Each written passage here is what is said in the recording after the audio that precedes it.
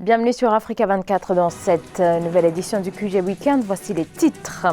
Le franc CFA sera remplacé par l'ECO en Afrique de l'Ouest, annonce le président ivoirien Alassane Ouattara à l'occasion de la visite du président français Emmanuel Macron. Les pays de l'UEMOA vont couper les liens techniques avec le Trésor et la Banque de France. Ils géreront eux-mêmes cette monnaie sans interférence de la France. Grave pénurie d'électricité en Zambie en raison de la sécheresse. Les délestages sont quotidiens. 90% de l'énergie du pays est importée d'Afrique du Sud, également confrontée à une grave sécheresse. Du sport avec la Basketball Africa League. Le logo a été dévoilé. Au total, ce sont 12 équipes africaines qui participeront à la compétition continentale.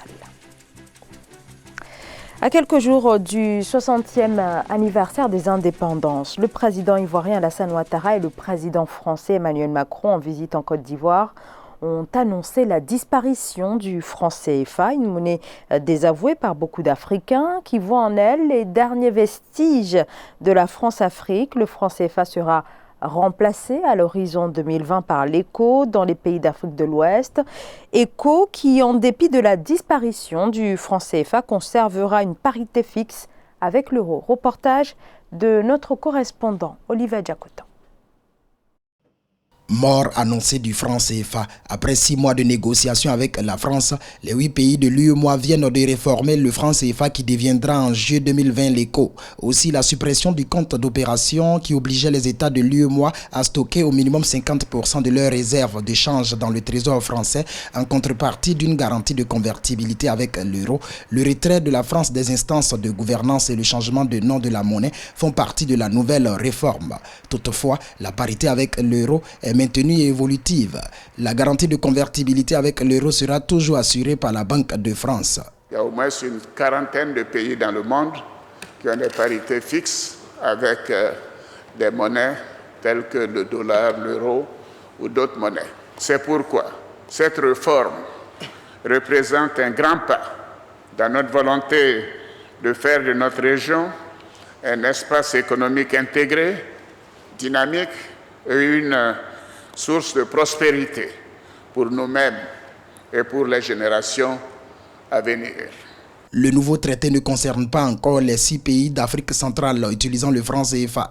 L'ECO à 8 pays deviendra donc le noyau dur de la future devise de la CEDEAO, Communauté économique des États de l'Afrique de l'Ouest, d'après le président ivoirien.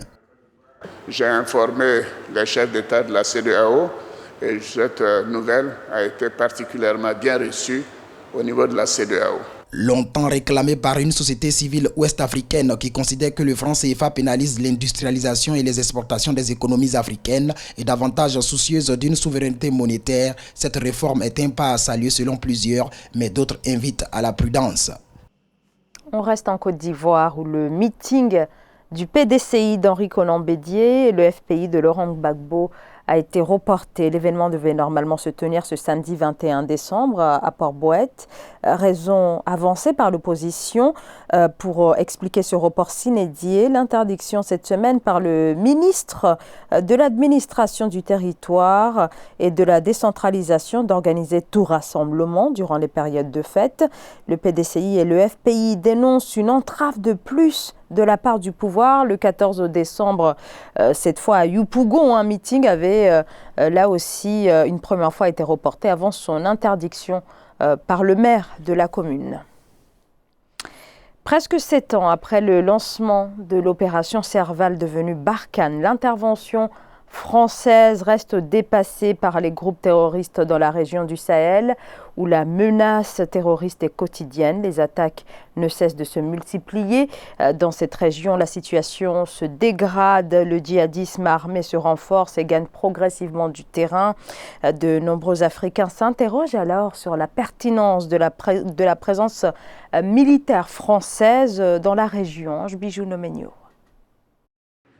La présence des troupes françaises crée la polémique au Sahel. Malgré le déploiement de près de 4500 soldats dans cette région de l'Afrique, les attaques terroristes continuent de sévir. Face à la recrudescence de ces attaques, les populations sahéliennes s'interrogent alors sur l'utilité de cette force dans la lutte contre le terrorisme.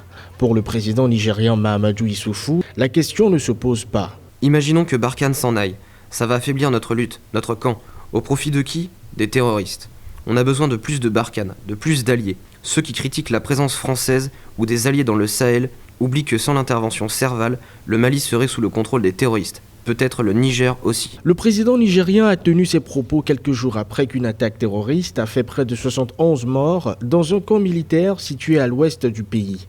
Cette attaque a provoqué une grande émotion dans le pays et ce au moment où le sentiment anti-français grandit au Sahel. La présence des forces françaises, particulièrement dans le cadre de l'opération Barkhane, aujourd'hui dans notre espace, elle est pratiquement pour nous inutile parce qu'on n'a pas vu en quoi leur présence concrètement a aidé à servir à quelque chose. On se demande si réellement elles sont là pour effectivement aider ces pays en difficulté ou elles sont là pour d'autres agendas. Le président Issoufou doit accueillir dimanche 22 décembre le président français Emmanuel Macron à Niamey pour rendre hommage aux soldats tués à Inates. Les deux chefs d'État ont décidé de reporter au 13 janvier prochain le sommet avec les dirigeants des 5 pays du Sahel. Ce sommet était initialement prévu se tenir le 16 décembre à Pau, en France.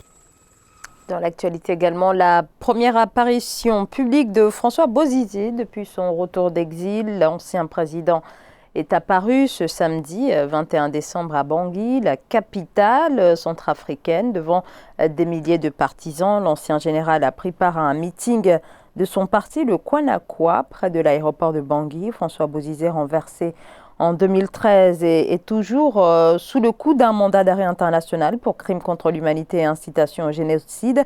Il est de retour en Centrafrique depuis le 16 décembre 2019, après 6 ans d'exil et ce, à quelques mois de l'élection présidentielle de 2020.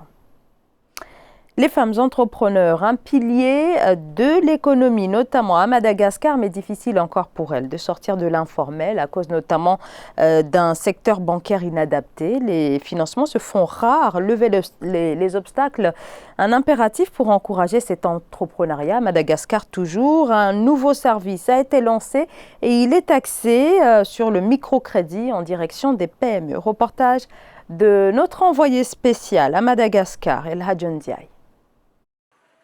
10 millions d'ariari, soit 2500 €, c'est le montant qu'a reçu ce jour Madame Zo Lalania, gérante d'une épicerie à Ambohi Manarina, une localité de Antananarivo, la capitale malgache. Objectif, relancer son activité économique. Ceci grâce au CRED, une banque de microcrédit lancée depuis juin 2019 par le groupe Action via sa banque BNI Madagascar. Il permet à ses clients d'avoir accès à des services financiers abordables sans avoir à se déplacer. Mon fils était malade et j'avais tout investi pour ses opérations au point où l'épicerie ne marchait plus.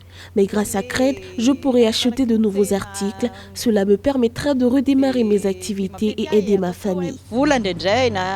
À Madagascar, Cred est devenue la première banque digitale. Elle permet à sa clientèle d'entrer en contact, de recevoir son crédit et de le rembourser depuis son téléphone portable via Mvola, la marque Mobile Money du groupe Action qui compte plus de 2,5 millions d'utilisateurs actifs et plus de 10 000 points de vente répartis à travers le pays. Avec ce système, le groupe Action compte diminuer les obstacles structurels et géographiques d'accès aux services financiers dans le pays où le taux de bancarisation ne dépasse pas les 10%. Et donc il y a quand même 90% de la population qui n'ont pas accès aux services financiers, qui ne rentrent pas dans une agence, qui ne savent pas qu'est-ce que c'est qu'un crédit. Donc nous, on a déployé cette solution justement pour pouvoir attirer cette clientèle qui a un potentiel et en plus pour l'aider à développer son business. Nous avons créé en 5 ans avec notre activité mobile banking plus de comptes bancaires que les banques n'en ont créé en 1 siècle. Donc oui, on accompagne déjà et de façon transformante tout de suite. Le microcrédit aujourd'hui commence à adresser, je dirais, le ventre mou, la population qui est informelle mais qui commence à travailler, etc. Mais toute la base de la pyramide, j'appelle ça le BOP, n'est pas adressée aujourd'hui. Et avec Action, avec nos solutions de services financiers que nous avons lancées, nous adressons ces gens-là. Solution de microcrédit 100% digital, une première en Afrique. CRED se veut une solution de microfinance innovante qui offre aux TPE et PME malgaches une convergence optimale entre les services mobiles et financiers. Le montant du prêt chez CRED peut atteindre 100 millions d'ariari, soit 25 000 €. Le conglomérat malgache Action veut permettre le développement du tissu économique local. Et c'est une grave sécheresse qui s'abat actuellement sur l'ensemble de l'Afrique australe. La Zambie, l'un des pays les plus touchés, est depuis plusieurs semaines en proie au délestage, les pires coupures d'électricité de son histoire.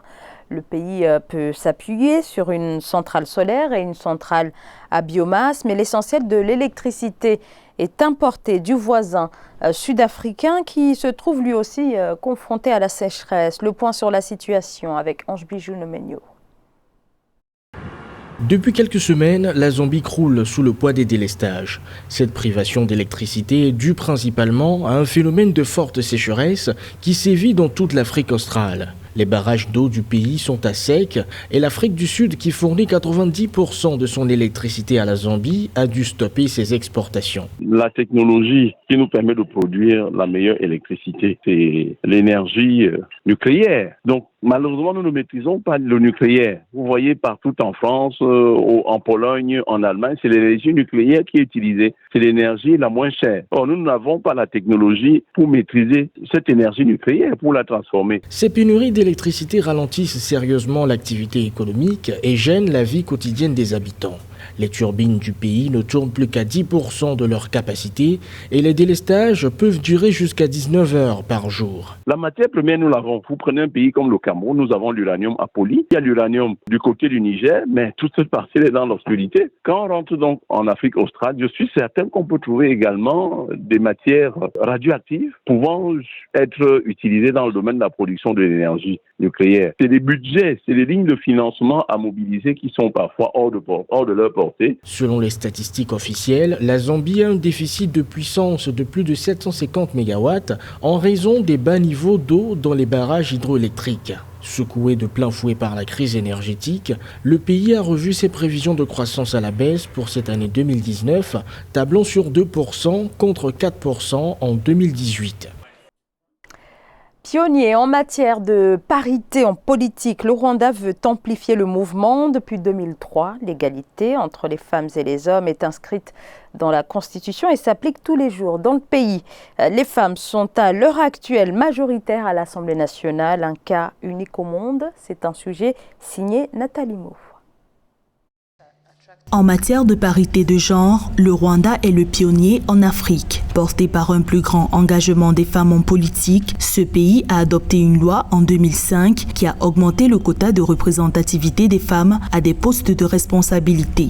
Actuellement, elles détiennent 40% des portefeuilles ministériels et représentent plus de 60% des députés. Des statistiques encore inégalées sur le plan continental. Les chiffres évoqués montrent bien que le Rwanda a dépassé la moitié des pays du monde.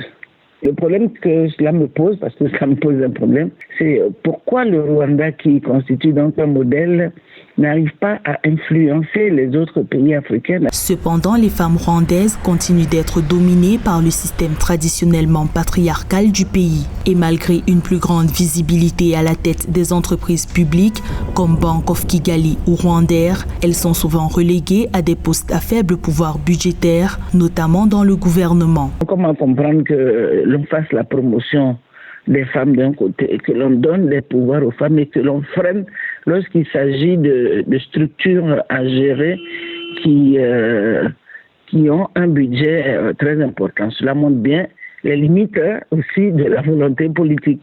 Donc il y a un travail de fond à faire au niveau de ceux qui sont les partenaires immédiats. Et cela montre aussi qu'en fait les femmes ne sont pas tant que ça. Elles ne sont pas encore arrivées à l'égalité réelle. Sur le plan mondial, la parité entre les hommes et les femmes dans les domaines de la santé, de l'éducation, du travail et de la politique progresse, mais lentement. En Afrique, par contre, des efforts notables ont été enregistrés en Éthiopie et au Mali.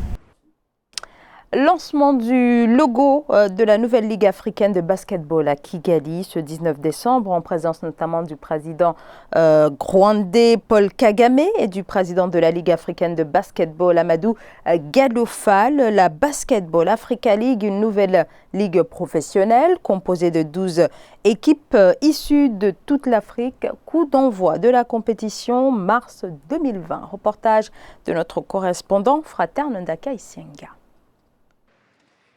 C'est ce 19 décembre 2019 qu'a été dévoilé le logo officiel de la nouvelle Ligue africaine de basketball à Kigali, la capitale du Rwanda. La nouvelle ligue professionnelle est composée de 12 équipes du continent. Elle est programmée pour débuter en mars 2020. Le nouveau logo célèbre notamment le riche héritage du basketball sur le continent selon les responsables. Cette ligue va célébrer la diversité que nous avons en Afrique, cette jeunesse qui est vibrante et dynamique, et l'héritage que nous avons en termes de basket. Il y a une histoire pour ce sport en Afrique, de grands joueurs sont venus de ce continent. Qu'à travers cette ligue, nous allons faire revivre l'histoire de notre basket. Plusieurs personnalités étaient présentes au lancement officiel de la nouvelle ligue, dont le président rwandais Paul Kagame et le président de la Fédération internationale du basketball association en Afrique, ainsi que d'autres célébrités du milieu sportif au niveau mondial. Ce partenariat sera un processus selon lequel l'Afrique va maintenant développer son potentiel de jeunes talents. Nous allons changer les tendances et bien préparer nos produits et puis les exporter à l'étranger avec une grande valeur, contrairement à ce qui s'est fait pendant longtemps. La saison régulière inaugurale de la Basketball Africa League se déroulera dans plusieurs villes africaines dont le Caire en Égypte, Dakar au Sénégal, Lagos au Nigeria, Luanda en Angola, Rabat au Maroc et Monastir en Tunisie. En mars 2020, Kigali accueillera les toutes premières finales de la nouvelle ligue. Ce journal a été réalisé par l'ensemble de la rédaction. Merci de votre fidélité. Dans un instant, une nouvelle édition de l'actualité sur Africa 24.